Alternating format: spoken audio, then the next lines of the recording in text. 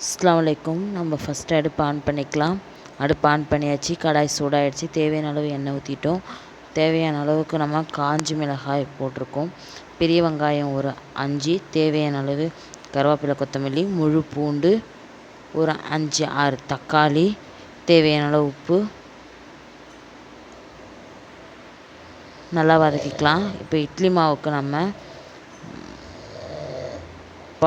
இட்லி பாத்திரத்தில் தண்ணி வச்சுட்டு இட்லி ஊற்றிக்கலாம்.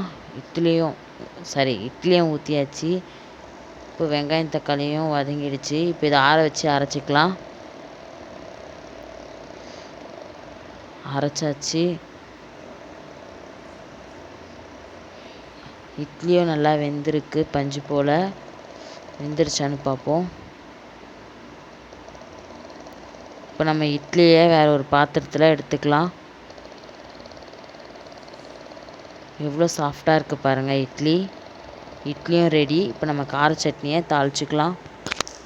அடுப்பு ஆன் பண்ணியாச்சு. தேவையான அளவு எண்ணெய் ஊற்றி ஒரு ஸ்பூன் கடுகு போட்டு தாளிச்சாச்சு. இப்போ தேவையான அளவு கருவேப்பிலை போட்டு சட்னி தாளிச்சாச்சு. இப்போ இட்லி வச்சு சட்னியை வச்சு பாக்கிட்ட டெஸ்ட்டுக்கு கொடுக்கலாம் எப்படி இருக்குன்னு. அது கூட இட்லி தூளும் வச்சு கொடுப்போம். பாவா, இட்லி கார சட்னி ரெடி. சாப்பிட்டு பார், டேஸ்ட் எப்படி இருக்குன்னு சொல்லு. இட்லி சாஃப்டாக இருக்கா? என்னது பொசனா? அப்படின்னா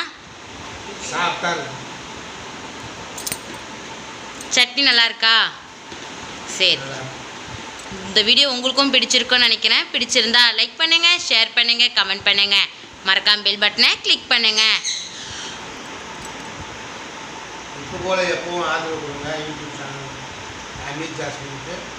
அஸ்ஸலாமு அலைக்கும்.